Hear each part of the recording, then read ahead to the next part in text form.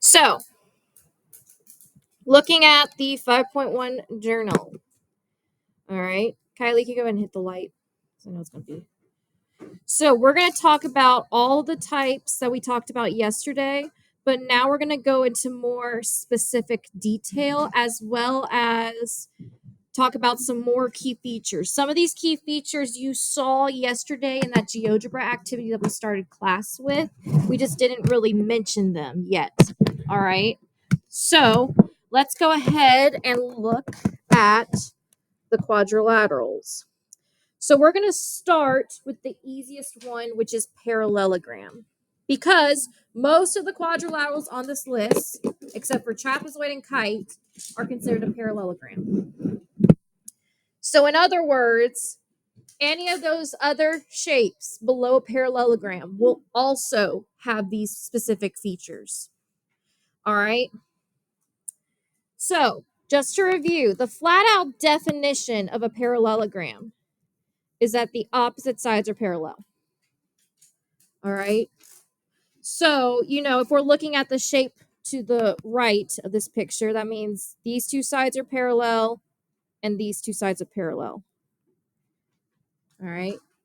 Remember, the little arrows mean parallel. Now, we also knew that the opposite sides, so the opposite sides are congruent and the opposite angles are congruent. All right, so if I marked them, the opposite sides are congruent. So these two are congruent and these two are congruent. So straight line tick marks mean congruent sides. And then the angles themselves are congruent. So these two angles are congruent and these two angles are congruent. Now, consecutive angles are supplementary. Remind me, what does supplementary mean? It means it adds up to 180 degrees. Does anyone remember what the word consecutive means? Say it again. In order. So in other words, right next to each other. Another name for consecutive is adjacent. So if they share a side. So your consecutives, for example, would be these two. Those are consecutive. And these two are consecutive. All right, so those are just a couple of examples. Now, the last thing that we note is that the diagonals bisect each other. Does anyone know what the word bisect means?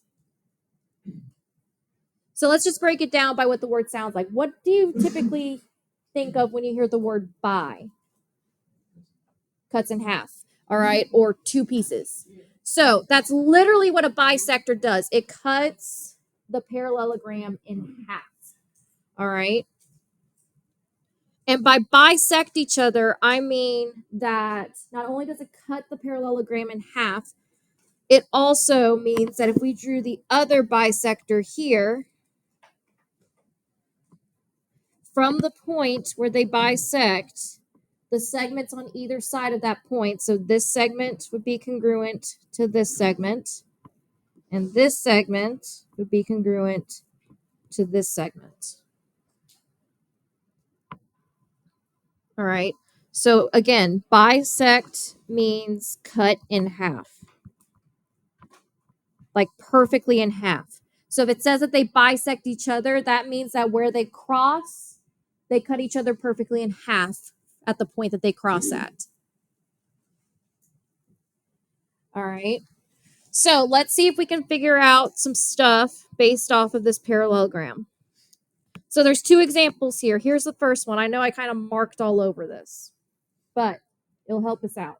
So we're solving for the angles X, Y, and Z. So I'm going to highlight them just so you guys can see them. So X, Y, and Z. Which angle do you think is going to be the easiest to find? Z. Why?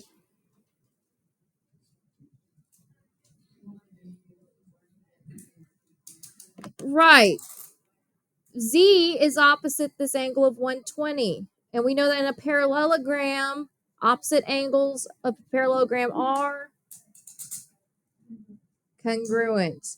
So this has to be 120. So Z in this case has to be 120 degrees.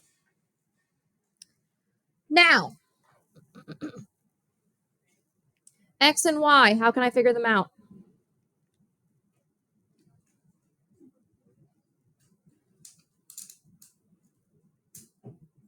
So I'll give you guys a hint. Look at the consecutive angles here. What do all three of these angles right here have to add up to? Has to add up to what? 180. So how do you think I could find angle X? Right, 180 minus 120 minus 35, and that'll give us the other angle. So we don't know if the diagonals bisect the angle, meaning that the angle is perfectly cut in half. We can't assume that, but we know that the two consecutive angles can make 180, and these two little angles added together equals whatever this big angle is. So to get X, I'm going to do 120 or 180 minus 120, which is 60, minus 35, which yields 25. So that little angle X is 25 degrees. So this little angle right here is 25 degrees. Now, the last angle I need to find is Y. How do you think I can find Y? So there's a couple ways you can do this.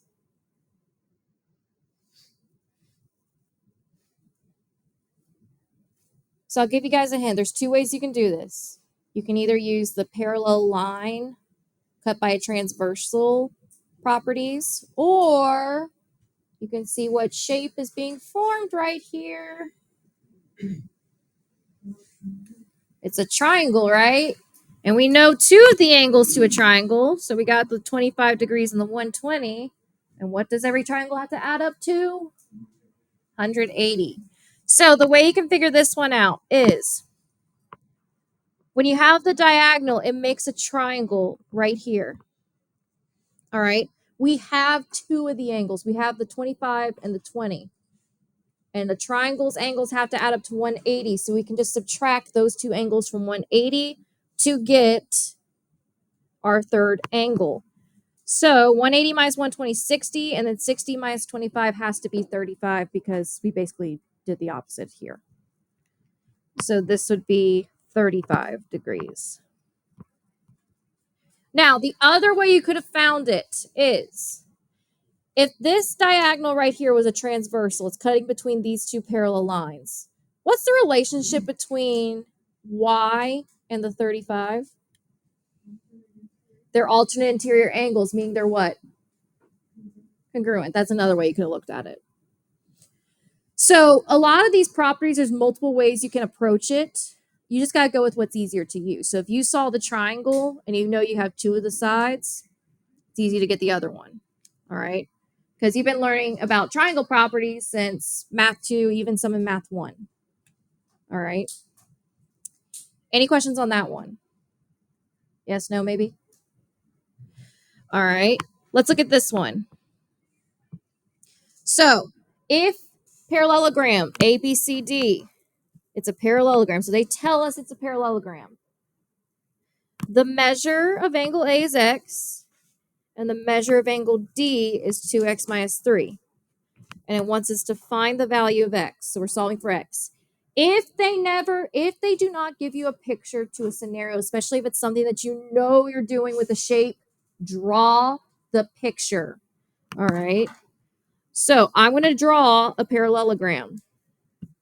Doesn't have to be the prettiest, but we're just going to draw one. Now, the way you label a shape is you pick one corner. All right. Let's label that A.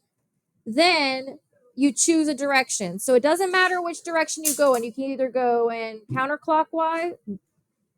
Yeah, you can either go counterclockwise or clockwise. But that's how you should label the rest of the vertices. So I'm going to go clockwise. So I'm going to go A, B, C, D. All right. So anytime you label a shape, just pick one of the corners for the first letter and then just pick a direction and stick to it. So in other words, don't go A, B, C, D. That's not how you label it. All right. And then I'm just going to fill in what they say. So measure of angle A is X degrees. So this is X. Measure of angle D is 2X minus 3 degrees. So both of these are degrees. So we need to find the value of X. So we're going to use what we know about the placement of these angles and the key features of a parallelogram to set up an equation. What's the relationship between angle A and angle D? What's the relationship?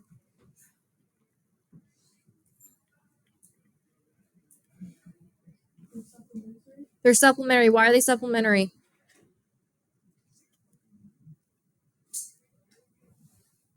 So are these opposite angles?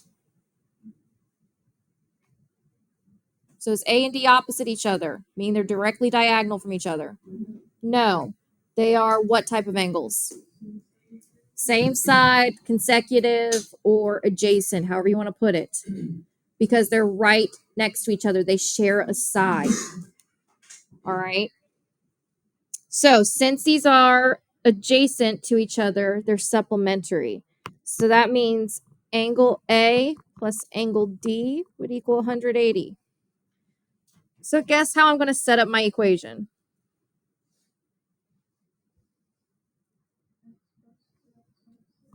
X plus 2x minus 3 is equal to what? 180. So I took what I knew as the measure of angle A, plugged it in, what I knew as the measure of angle D, plugged it in, so it all equal to 180. And then I could just solve. So I combine the like terms, so that's 3x minus 3 equals 180. Add the 3 to both sides. And that goes away. This becomes 3x is equal to 183. So divide by 3 to both sides. X is equal to 61. Am I correct on that? Someone check me. That's correct? Okay. So X is equal to 61. And it just asked us to solve for X, not solve for the angle measures. But if we were asked to solve for the angle measures, obviously angle A would be 61 degrees because that's what X is equal to. How would I know what D is equal to? Right, we do 2 times 61, which is 122, and then subtract 3. And that would give us 119. And then to double check yourself, we know that these two angles have to add up to 180, so you can add them together, see if they equal 180, which they should.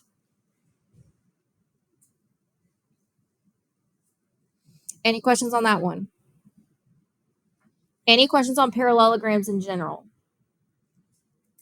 All right. The next category of shape are the rectangles. All right. Now, like I said, when we're talking about the hierarchy, is a parallelogram above or below a rectangle in the hierarchy? Above.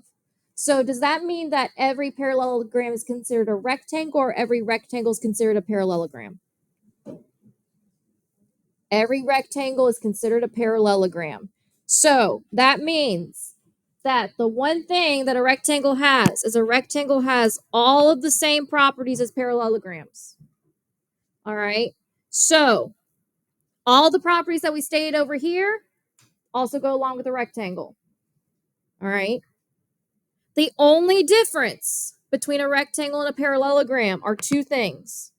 It has 4 right angles and the diagonals are congruent.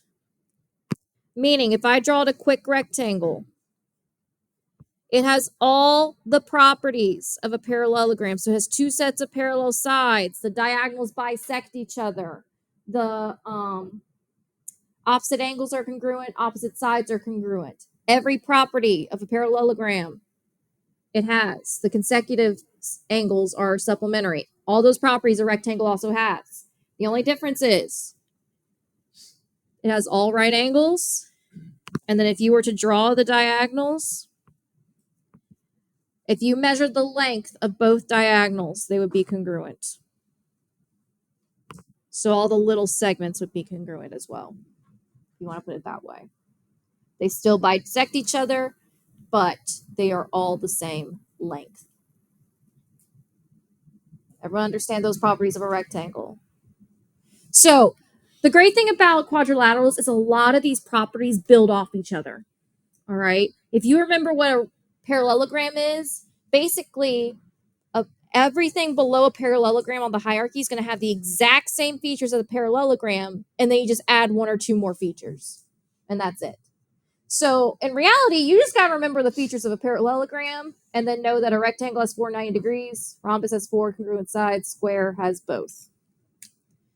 And then that the rectangle diagonals are congruent, and then there's another condition with the rhombus's diagonals. So let's look at this example. So quadrilateral ABCD is a rectangle. They flat out told us it's a rectangle. The diagonals intersect at point P. AC is equal to 4x minus 13. DP is equal to x plus 7. And they want us to find the value of x. So first things first, we got to draw that picture. So I have a rectangle. We know it's a rectangle because it has a 90-degree angle.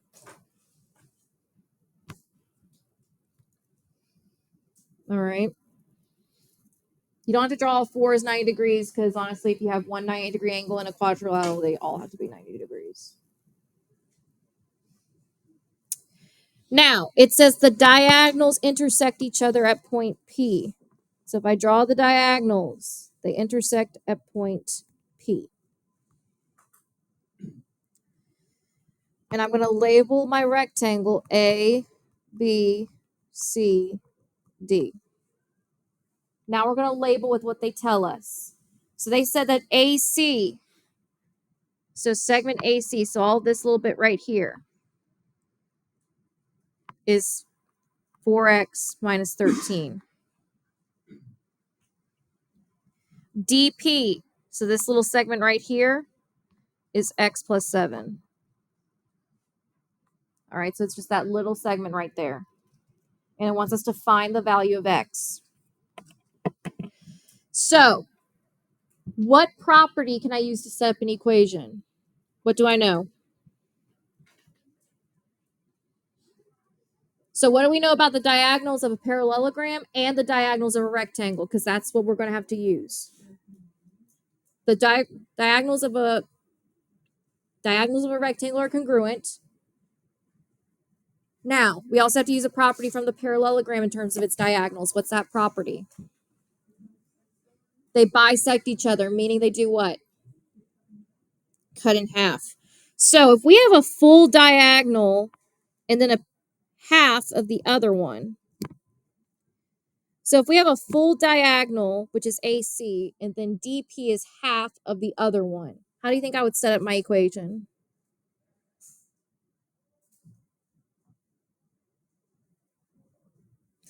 So let's do this way. We know they're congruent. So AC is equal to which diagonal? DB. So that means that AC is equal to, in terms of DP. So remember, those diagonals bisect each other, meaning that both, it's what? Close. So remember, bisecting means that both these two little segments are congruent. So that means AC is equal to, in terms of DP, what? 2 times DP. If I multiply x times 7 times 2, that would give me whatever AC is equal to. And I'm going to set up my function exactly like that. So I'm going to replace what I know into this function. So AC is equal to 4x minus 3. Then I'm going to do 2 times dp, which is x plus 7. And then I'm going to solve. So I'm going to go through the solving part quickly because you guys should be able to solve a linear equation, yes. Yep, that will help if I wrote it correctly. Good catch before I started, doing work. So 4x minus 13 is equal to 2x plus 14. I'm going to subtract the 2x to the other side. And I'm going to also add the 13 to the other side just to save me some time.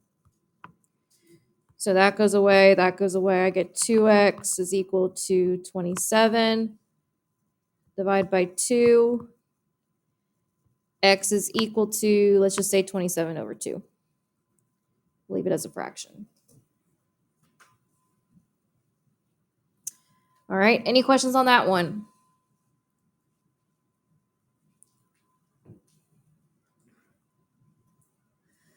So, on the other side of the parallelogram spectrum, we have the rhombus. All right. So, like I said, rhombus has every property of a parallelogram.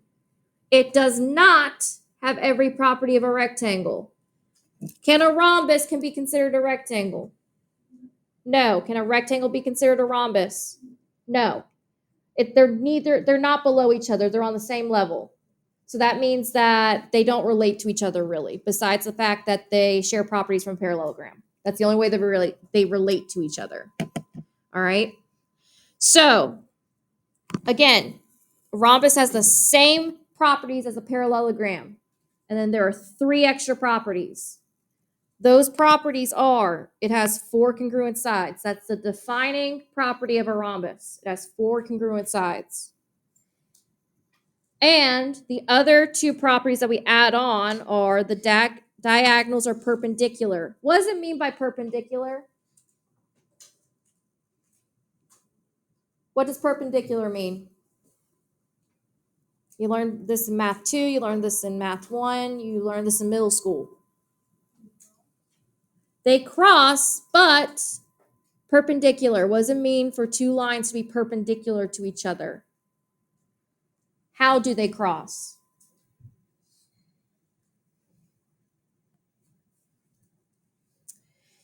So, what does parallel mean? They never cross. What does perpendicular mean? They meet at a point, but they meet at a what?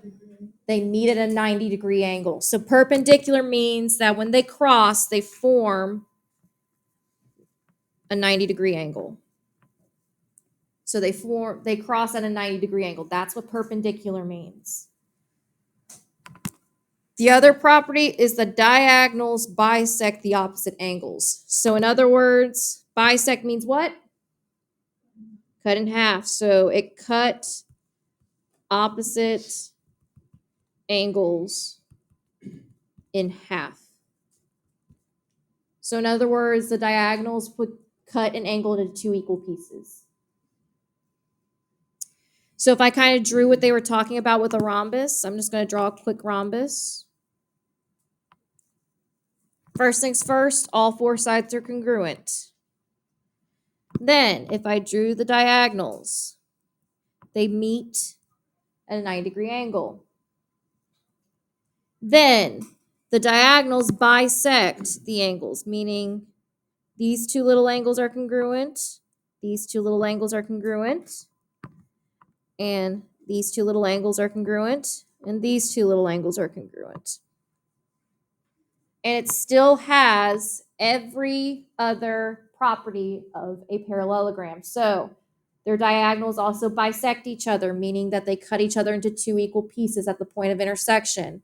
The opposite angles are congruent. The opposite sides are congruent. It has 2 sets of parallel sides. And the consecutive angles add up to 180. All right.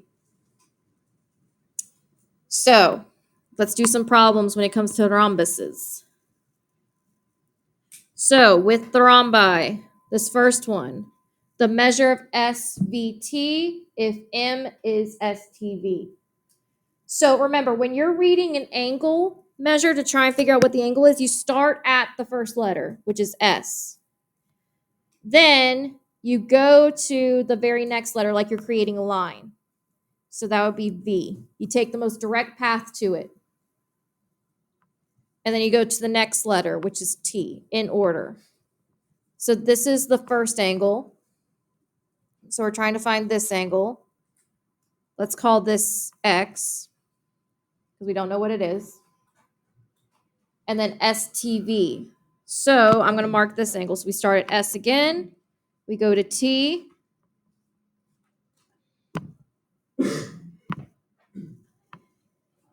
And then we go to V. So this angle. And that is 135 degrees.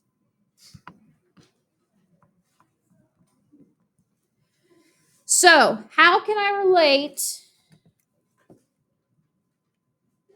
this big angle to this tiny angle?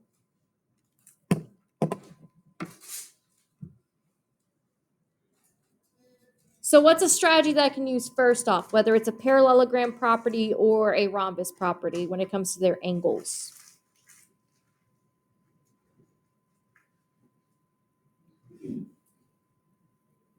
So look at all the properties between parallelogram and rhombus that talk about angles. There's only like 2 or 3. Maddie. The opposite sides are congruent, all right?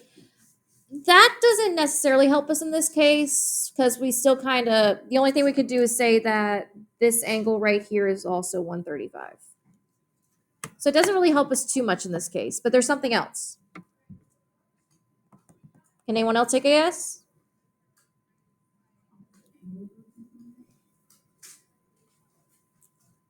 We just talked about that. Same thing you just said. So guys, look at all the properties that say angles. So diagonals bisect opposite angles. Consecutive angles are supplementary. Opposite angles are congruent. There's only 3 of them. Which one do you think would help me out the most here? Look at where they're marked. What's the relationship?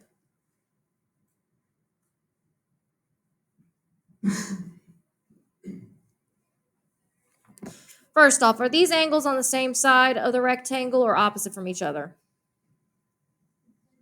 They're the same side, which means they are what type of angles? Same side interior or consecutive. So what's true about same side interior? What's true about them? Are they congruent or are they supplementary? They're supplementary. So these 2 big angles right here add to 180. So in other words, angle STV plus angle TVR equals 180 degrees. Now, what's true about angle TVR and angle SVT? So this is angle TVR right here, the pink angle. What's true about it? So this is the pink angle, and then we have STR, which is the orange angle. What's true about it? I'll give you a hint. It's a rhombus properties in terms of angles.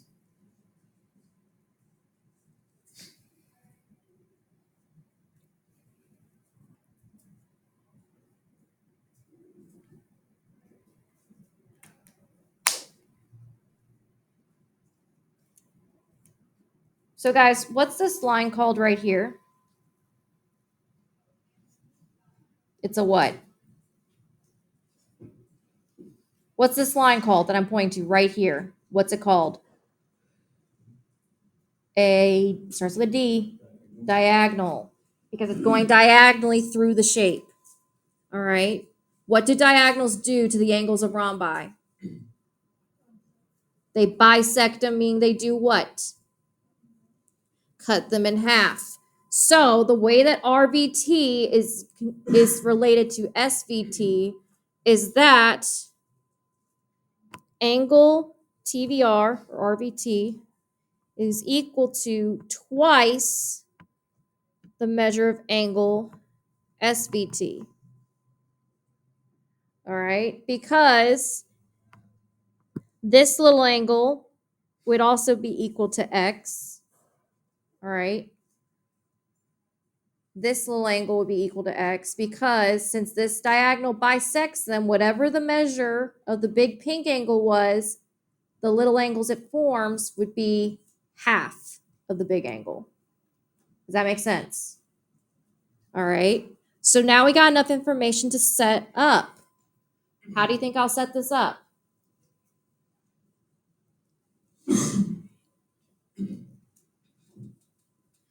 So another way to put this is that if we replace TVR up here with this, that means that angle STV plus 2 times the angle of SVT is equal to what? It's equal to 180. So how do you think I'm going to set up my equation?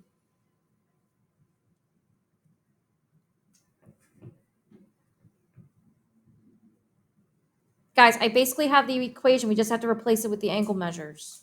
So what's my angle measure for STV? 135.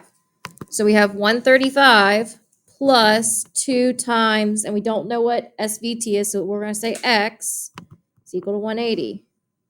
Then from there, it's a two-step equation. We subtract 135 to both sides, so 2x is equal to what? What's 180 divided by 35? I'm 180 minus 135. 45. Then divide both of them by 2. What's x equal to?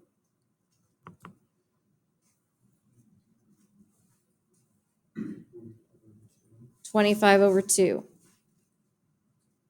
Or what's it approximately if we change it to a decimal?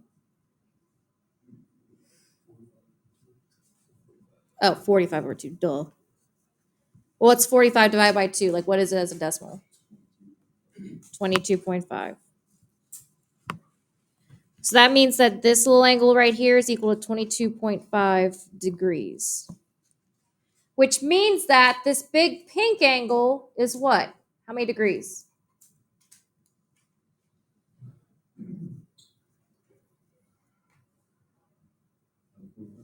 45 degrees, good. We just multiplied 22.5 times 2 to get this big pink angle. All right. Let's look at this one. So we know the measure SWT is equal to 2x plus 8, and we need to find x. So SWT, so this angle right here, that's equal to 2x plus 8. And we need to find x. Now, that looks like an angle formed at the intersection of the diagonal. What's true about the angles formed by the diagonals of a rhombus? They equal 90 degrees because they're perpendicular. So these are all 90-degree angles. So how do you think I'm going to set up my equation to solve for x? 2x plus 8 equals 90. That's all we got to do. Then we subtract 8, so 2x is equal to 82, and divide by 2. So x is equal to what? 41, I think. So that's what x is equal to. Yeah. Can we get through square and then we'll go on a break? So guys, we'll get through square, then we'll go on a break and come back and do the last two. All right? The square is quick. All right. Any questions on rhombuses? All right. So the last one we're going to do before we go on break, and this is the last little subgroup of squares. And squares is probably the easiest to remember because it's everything we've mentioned.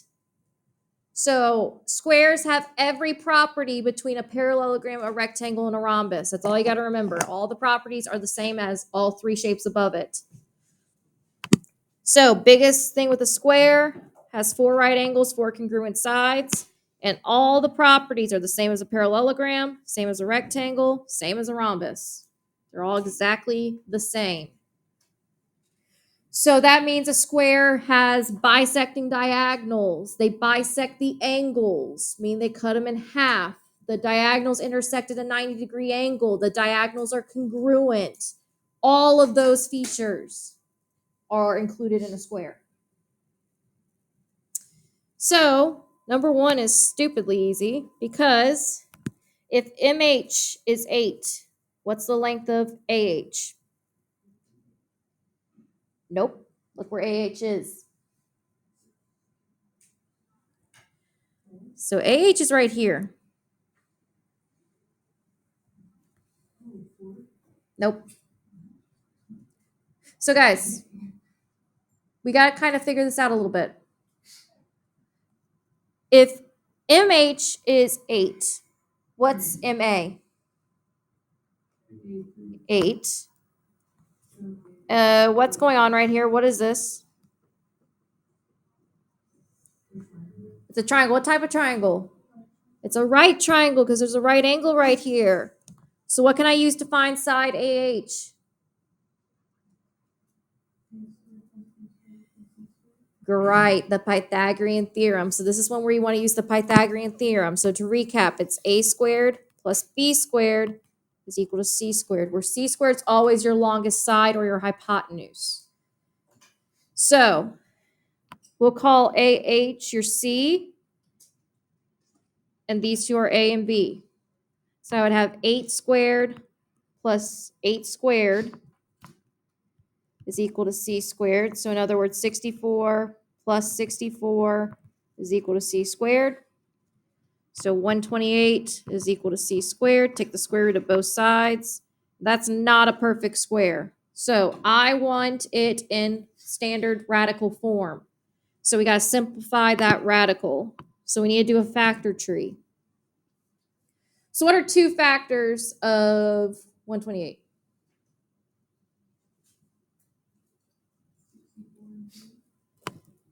(64) and 2.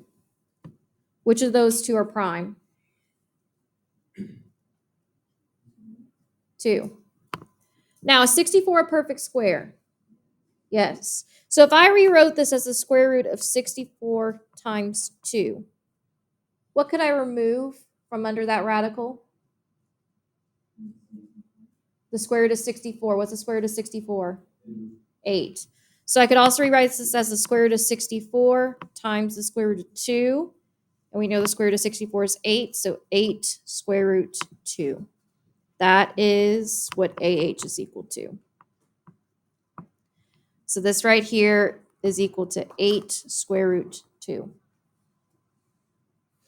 So Pythagorean theorem and simplifying radicals, that's review from Math 2. Pythagorean theorem is also a review from Math 1. But the simplifying radical part, that's Math 2. All right, any questions on that one? All right, last one, then we'll go on break. MS is 3. So MS is 3, AS is 3. Find the perimeter of math. So which side do I need to find first to find the perimeter? I need to find AM, so this side right here. What does this form right here? A right triangle. Why is it a right triangle? Where's the right angle? At S. Why is it at S? The diagonals are perpendicular, so that's why we have a right triangle. So we can use Pythagorean theorem again. So A squared, or 3 squared, plus B squared, 3 squared, is equal to C squared. So that'll be 9 plus 9 is equal to C squared.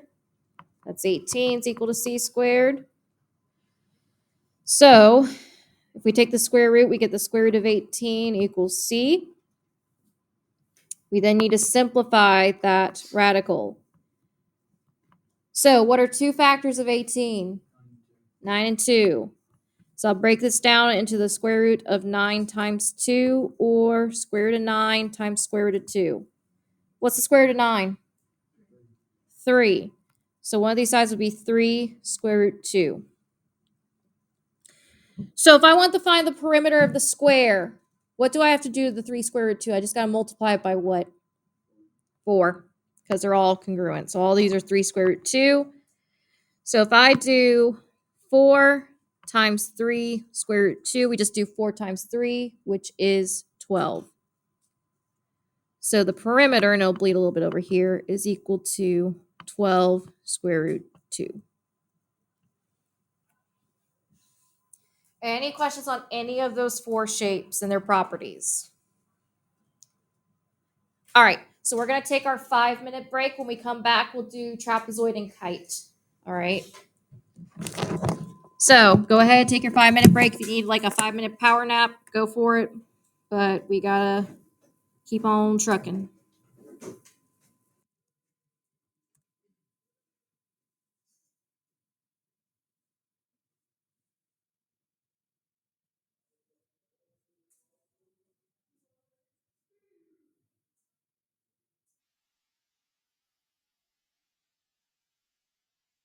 Come on.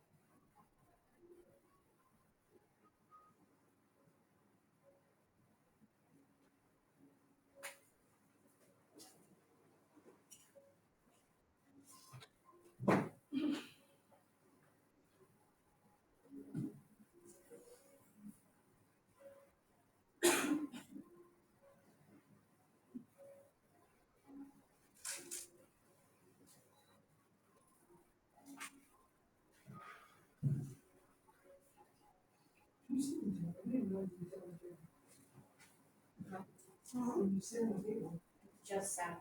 I know. I know. I'm saying that's the. My table, my butt can go on. No one else's butt can go on, but my butt.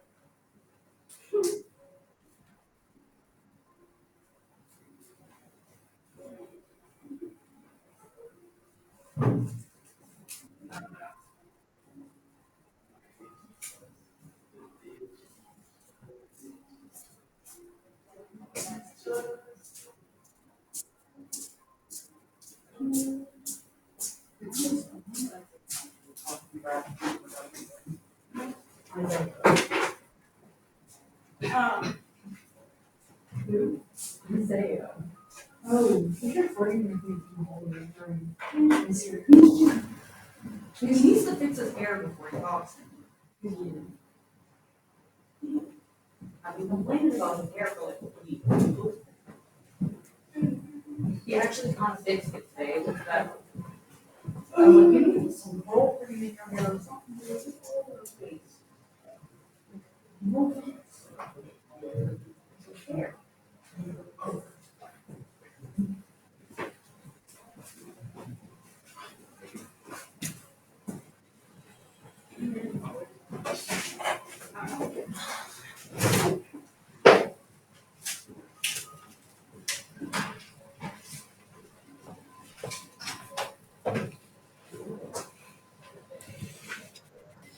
All right, guys, heads up. Break's over. All right, back to business. We're almost done, so hang in there. We only got 2 more. So let's do the mother of all those quadrilaterals that we already talked about, which is the trapezoid. All right. Technically, all of these trapezoids have properties of the parallelograms and the squares and the rhombi and all that. But I mean, trapezoids kind of have some weird properties, so you don't really have to worry about them in terms of when you go towards parallelograms, rectangles, rhombuses, and squares. But when you have to deal with stuff specifically for trapezoids, that's where it gets a little dicey. So let's just start with the basic trapezoid. So a general trapezoid. So just a normal trapezoid that has no congruent sides at all is known as a general trapezoid. All right. So the biggest definition of a trapezoid, it has at least one pair of opposite sides. They're also referred to as the bases of the trapezoid. So typically the sides of the trapezoid that are obviously parallel are known as the bases of the trapezoid. Because then from there, the leg angles are supplementary, and the median is equal to the first base plus B2 divided by 2. So the legs of the trapezoid are right here. This is the leg of the trapezoid. All right, and they're supplementary. This is also the leg of a trapezoid, and they're supplementary. So both of these are considered the legs of the trapezoid. Now, the 2 parallel sides are considered the bases.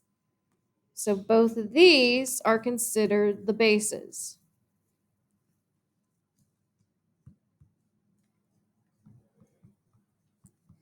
All right.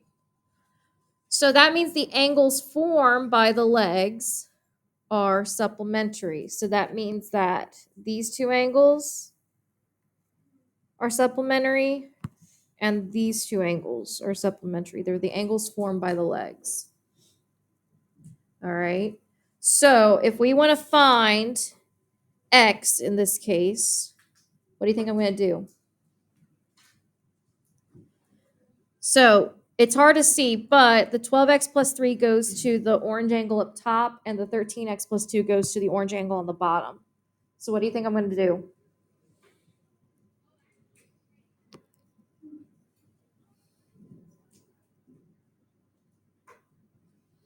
What did I just say the leg angles are? So these are leg angles, which means they're equal to 180. So that means to set up my equation, I would do 12x plus 3 plus 13x plus 2, set it all equal to 180. And then I just solve. So 12x plus 13x is 25x plus 5 is equal to 180. So 25x, if I subtract the 5 over, that's 175. Divide by 25, x is equal to what? So it would be, yeah, I was about to say it would be 6. So x is equal to 6. No, yeah, it's 7. It's 7. I'm trying to think in terms of quarters. It's 7. So $1.75, that's 7 quarters, yeah.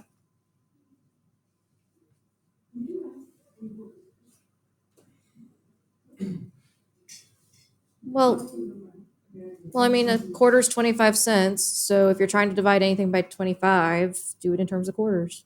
You know, $1.75 is 7 quarters. X is equal to 7.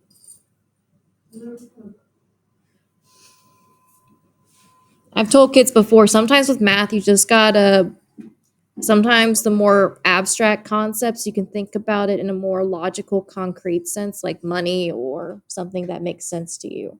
Because most people understand money at the very least. So a lot of concepts you can turn, like especially basic arithmetic, you can turn in terms of money. And guys, you'd be surprised how many people don't know the worth of a quarter, a dime, a nickel, and a penny.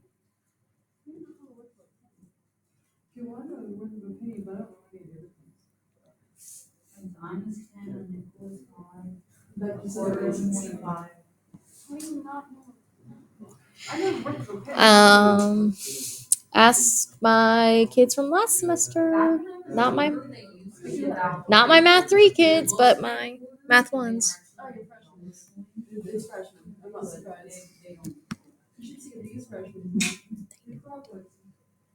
Okay, so the last type of trapezoid is an isosceles trapezoid. Shh.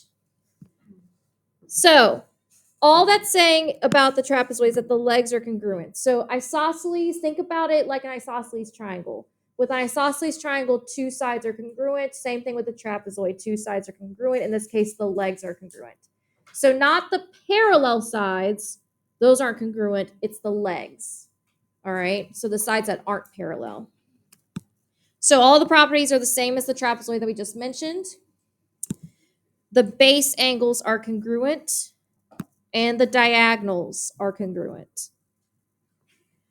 So what that means is the base angles, all right, that means the angles that are made up of the bases. So these 2 angles are congruent.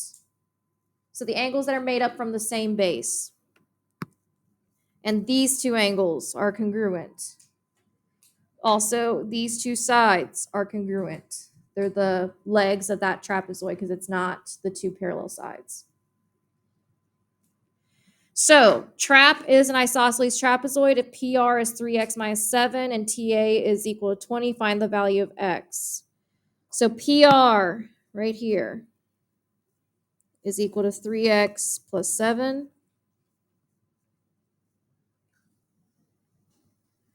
And TA, so right here, is equal to 20. How do I set this up to find the value of x? What's special about the diagonals of an isosceles trapezoid? They're what?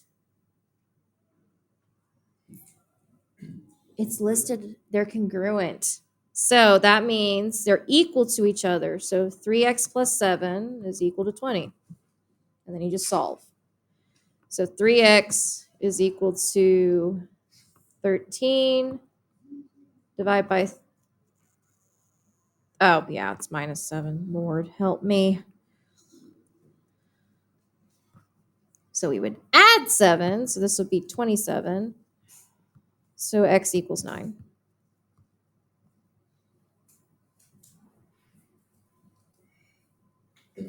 All right, we're almost done. We just got to do kite, and kite is fairly quick.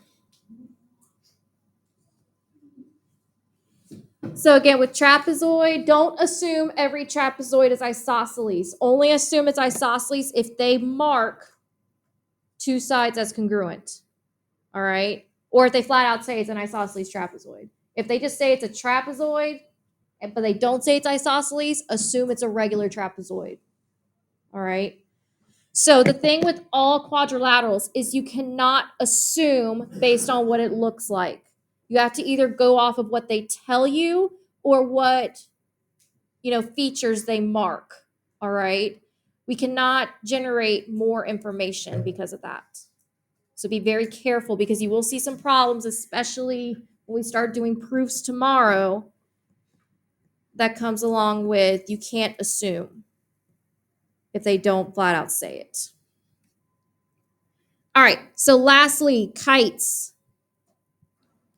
So a kite is just kind of on its lonesome. It's the only thing that doesn't relate back to a trapezoid or a parallelogram or any of the other quadrilaterals. A kite is basically different from everything else. So we're just going to say it's a different beast.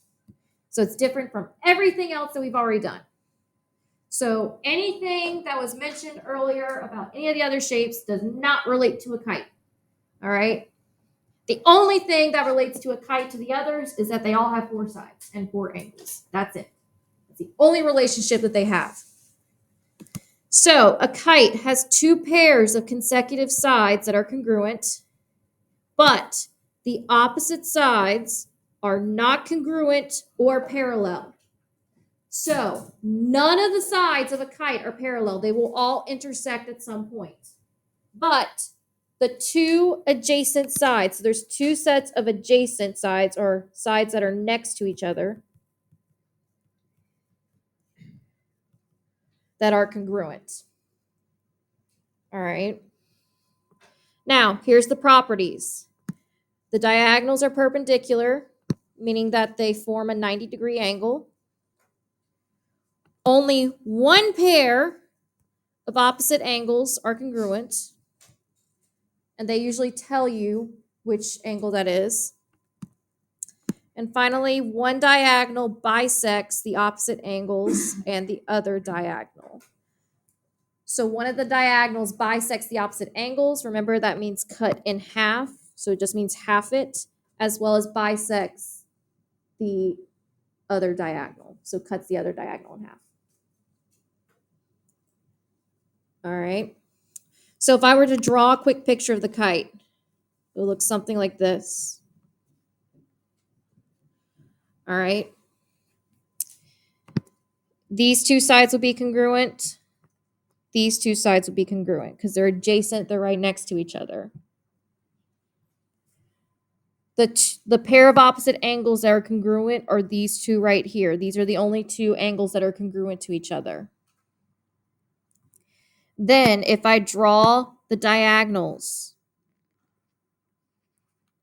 they first off intersect at a perpendicular angle. They also bisect the diagonal. So the big diagonal usually bisects the tiny diagonal or the diagonal created by the 2 congruent angles. And it also cuts its own angles in half. So these little baby angles are congruent. That's all that means. And if you think about it, a kite literally looks like, I'm going to go fly a kite. All right, that's a good way to remember it. It literally looks like what you think of when you think of a kite. All right, that's the shape of it. That's why they call kites kites. All right. So let's do these last 2 questions and then we'll be done.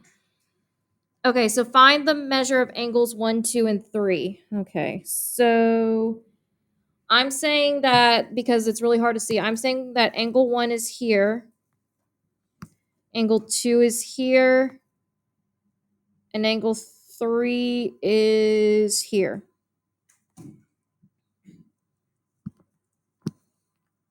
Just because it's kind of hard to see where those numbers are. So, which angle is the easiest one to find? Angle 1. What's angle 1 equal to? 90 degrees, because it's right at where the diagonals intersect, which they intersect at a 90-degree angle, meaning all 4 of those angles around the diagonals are 90 degrees. How can I use that piece of information to help me find angle 2?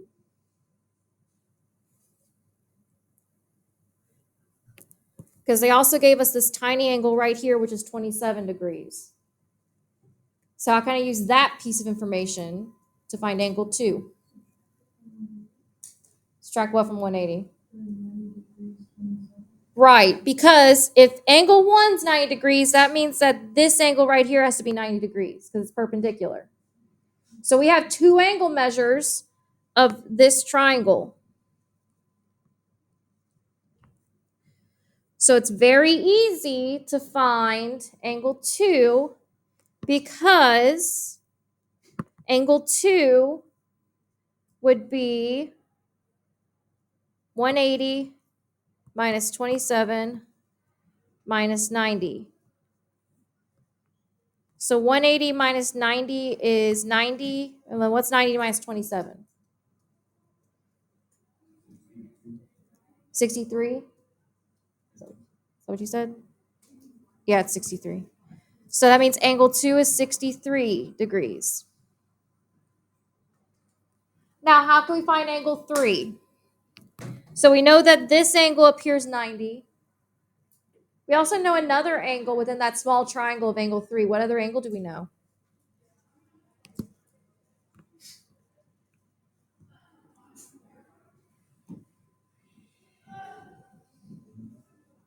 What other angle do I know within this small triangle right here? So I know this is 90, but I know the measure of this angle. It's 27. Why?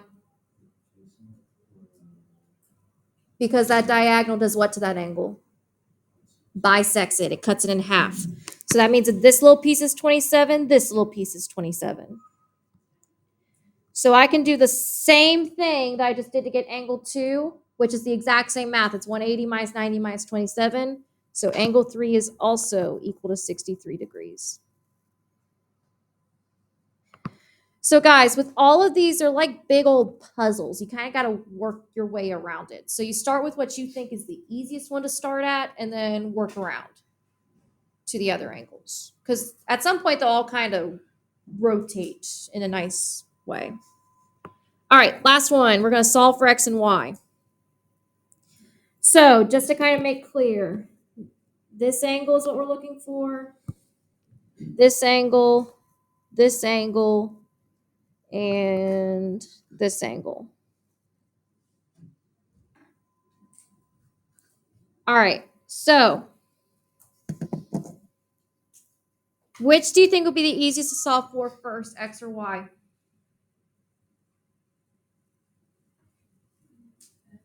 X, y.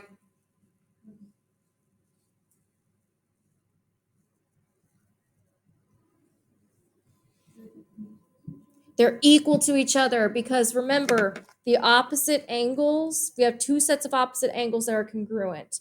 They're typically the sides. The angles are typically the sides that are made up of two different side lengths. Those are typically the opposite congruent angles. So if an angle is made up of the two different side lengths, because remember, the adjacent sides are congruent, then those are our congruent angles.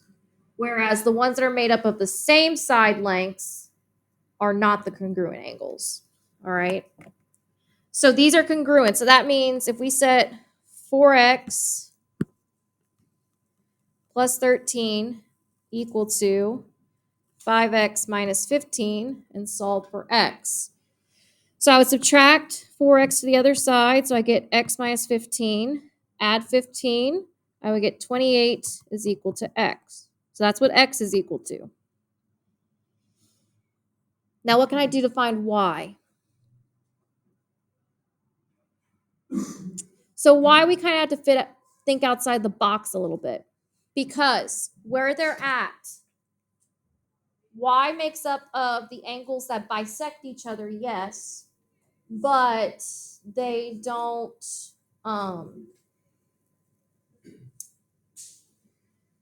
these two little angles right here are not congruent.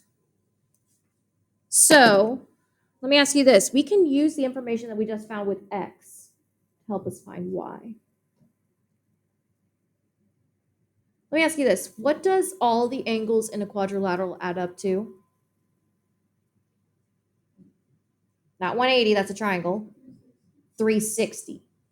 Because if we know that two of the sides are supplementary, so these two sides and these two sides are supplementary, that means 180 plus 180, 360. What if we added up all the angles to get y? Because if we know that this tiny blue angle is also congruent to this one, so this is also y minus 9, what's this big angle equal to? 2 times y minus 9. What about this one?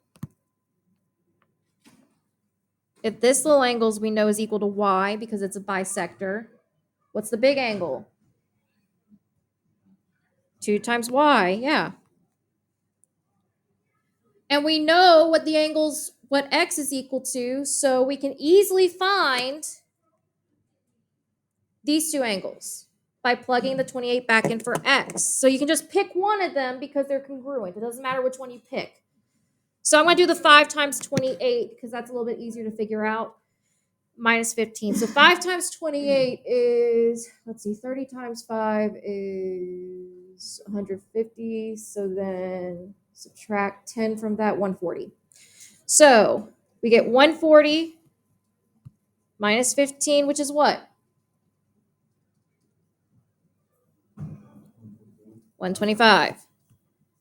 So both of these angles are 125 degrees. So what I'm going to do is make an equation adding up all that I know about angles. So all of these angle measures, and I'm going to set it equal to what? 360.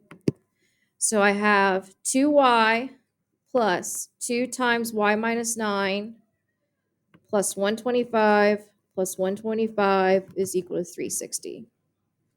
Not 30. 360. So then I'm going to simplify and solve. Distribute 2y plus 2y minus 18. What's 2 times 125? So that'll be 250. Yeah, 250 is equal to 360. Combine some like terms. I get 4y. 250 minus 18. Can someone do that for me? So if you got 232. So plus 232 is equal to 360. Subtract 232 from 360, you get what? So what's 360 minus 232? I just don't feel like doing it off the top of my head, guys. So it's what? 128 divided by 4. So y is equal to what? It's equal to what? 32. Good.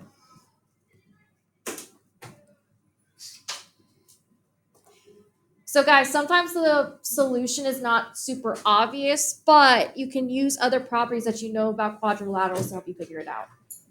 All right. Okay, that's it for today. So there is a delta math on this stuff where you're actually trying to find all that missing sides and stuff. It should already be posted to you guys. So you got about 15 minutes, so you have a little bit of time that you can get started on it. And then I'll also post the exit ticket, which the exit ticket's pretty easy. That's not the exit ticket. That's the exit ticket. Yes. It's the very first insert, yes. So that should be the first insert in your journal after your goal sheet.